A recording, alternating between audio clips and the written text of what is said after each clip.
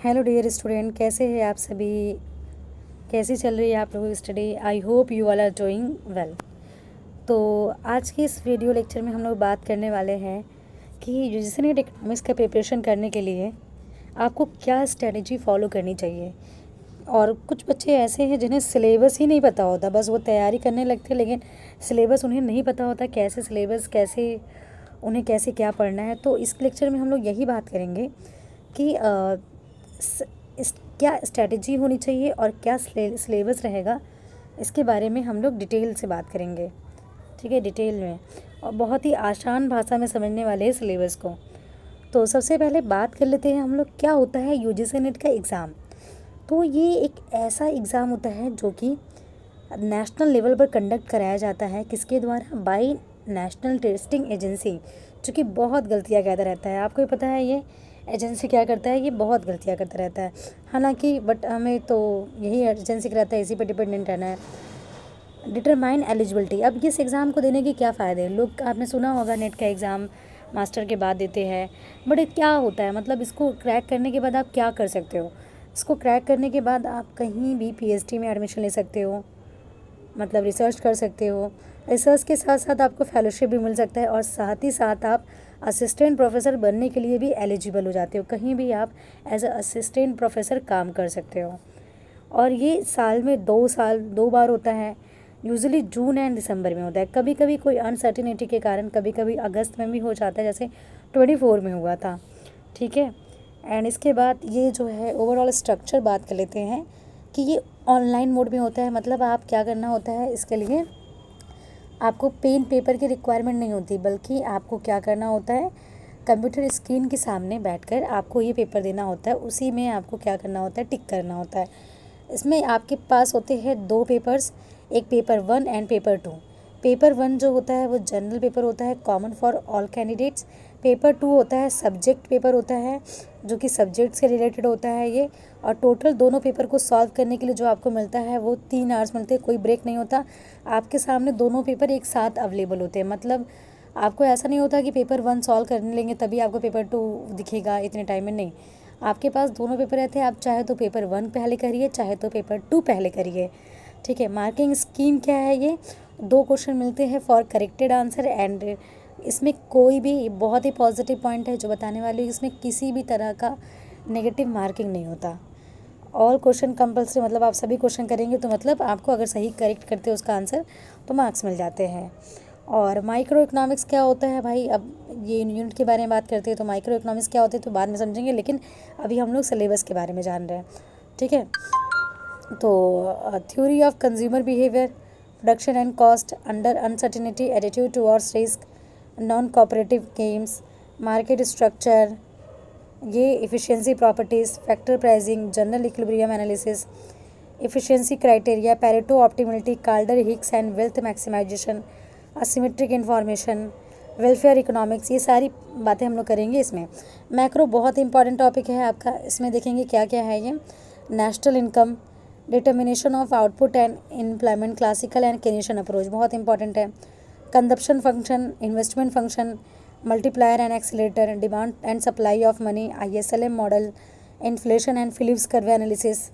Philips curve बहुत important है। Business cycle, monetary and physical policy, rational expectation hypothesis and its criticism. इसके बाद हम लोग देखेंगे यूनिट 3 के बारे में, जो कि क्या है, ये statics and econometrics.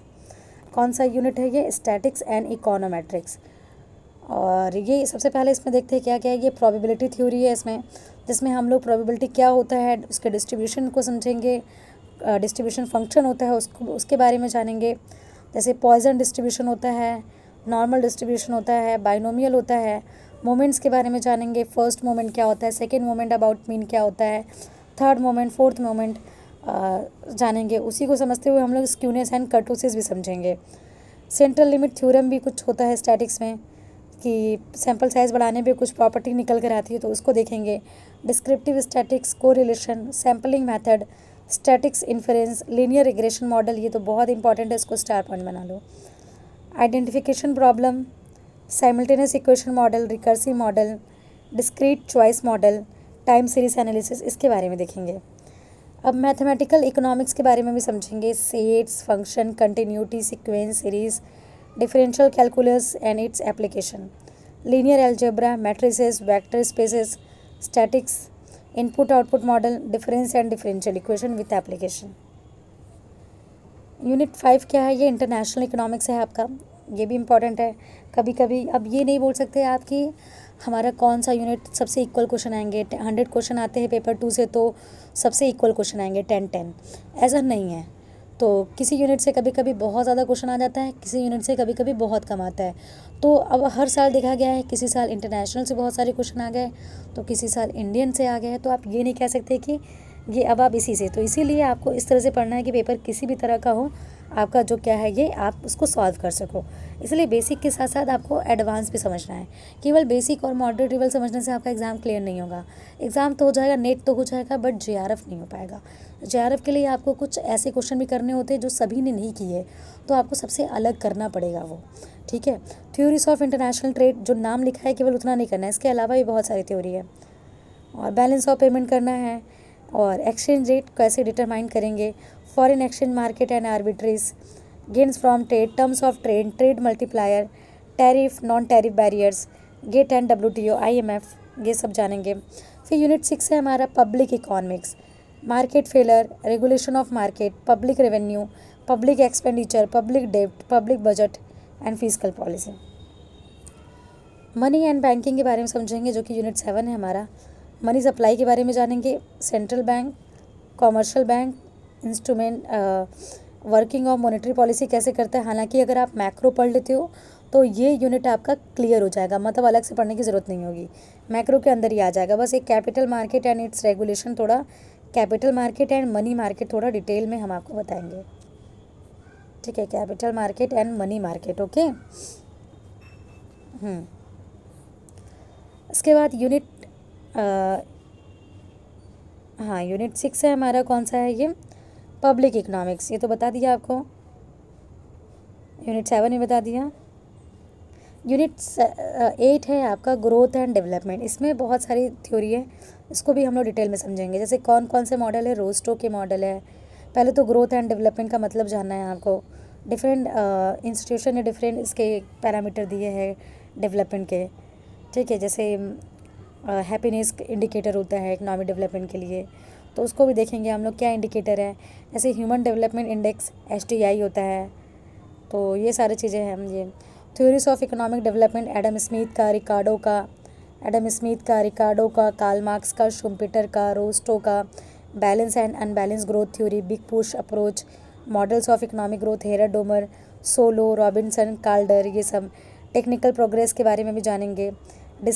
Embedded and embedded endogenous growth model, जिसमें ह्यूमन को ज़्यादा इंपॉर्टेंट दिया जाता है, ह्यूमन नॉलेज को रेदर दैन फिजिकल कैपिटल को। Indicator of economic development, PQLI, HDI, STG, poverty and inequalities, social sector development, health and education, ये सारी चीज़ें। अब यूनिट 9 क्या है? Environment economics and demography, public good के बारे में, मार्केट फेलियर के बारे में, कॉज थ्योरम। और वही कॉज थ्योरम क्या होता है? एक्सटर्नलिटीज़ के कारण जनरेट होता है ना, इसमें पढ़ते हैं एक्सटर्नलिटीज़ के केस में कॉज थ्योरम पढ़ते हैं। Cost benefit analysis and compensation criteria, valuation of environmental goods, theories of population, concept and measurement, fertility, morbidity, mortality, इसका फार्मूला वगैरह जानना है जो कि एग्जाम में पूछा हुआ है। एज स्ट्रक्चर, पॉपुलेशन पैरामिड, इसको समझने के लिए हम लोग पॉपुलेशन पैरामिड को भी समझेंगे। लाइफ टेबल, इसका फार्मूला जानेंगे लाइफ टेबल का, और माइग्रेशन वगैरह समझेंगे, टर्मिनोलॉजी। इसके बाद लास्ट यूनिट है हमारा इंडियन, जिससे अनएक्सपेक्टेड क्वेश्चन आते हैं, लेकिन कुछ चीज़ें एक्सपेक्टेड रहता है। जैसे क्या? इकोनॉमिक सर्वे, जैसे क्या? गवर्नमेंट बजट, तो ये सारी चीज़ें आपको पढ़ कर जाना है। और इंडिया में कुछ स्टैटिक चीज़ें भी पढ़ कर जाना है, स्टैटिक भी, जैसे कि इंडिया में मार्जिनल फार्मर किसे कहा जाता है, जैसे MSME जो है अभी वो कौन सी कमेटी की रिकमेंडेशन पे आया था, तो ये सारी चीज़ें आपको कर जाना है। फर्स्ट 5 ईयर प्लान कब आया था, किस मॉडल पे आधारित था। इंडस्ट्री 1991 में क्या किया गया था, क्लोज़ किया गया था या क्या किया गया था, ये सब जानना है। तो यही है इंडियन इकॉनमी, तो आपका ये है। इसमें फॉरेन ट्रेड के बारे में पढ़ना है, रूरल डेवलपमेंट के बारे में भी, service sector, industrial, agriculture sector, growth pattern भी जानना है हम लोगों को इंडिया में। और infrastructure, reform in land, FRBM act, state relationship कैसा है। तो बस यही है सिलेबस आपका, यही है आपका स्ट्रैटेजी। मतलब अब आपको ये वीडियो देखने के बाद कोई और वीडियो देखने की आवश्यकता ना पड़े, मैंने इस तरह से आपको एक्सप्लेन किया। आप कमेंट में करके मुझे बताओगे कि आपको ये स्ट्रैटेजी का जो वीडियो हमने बनाया अभी ये कैसा लगा। हालांकि ये फर्स्ट है यूट्यूब पर, मतलब इसके पहले तो मैंने लिया है, लेकिन अभी मैं कॉन्टिन्यूस जो करने वाली हूँ इस सीरीज़ से, इस सीरीज़ के बाद आपको हर चीज़ें UGC नेट के रिगार्डिंग मिल जाएगी। ठीक है, तो ये हमारा फर्स्ट है। आप लोग बताइएगा मेरा फर्स्ट लेक्चर आपको कैसा लगा स्ट्रैटेजी एंड सिलेबस के regarding. Thank you. I hope आप सब बहुत अच्छे से आप लोग स्टडी करेंगे, अपने आप को डिस्ट्रैक्ट नहीं करेंगे किसी भी चीज़ों से। कहीं भी आप प्रॉब्लम आएगा आप कमेंट करके पूछिएगा। Thank you. मिलते हैं आप नेक्स्ट लेक्चर में।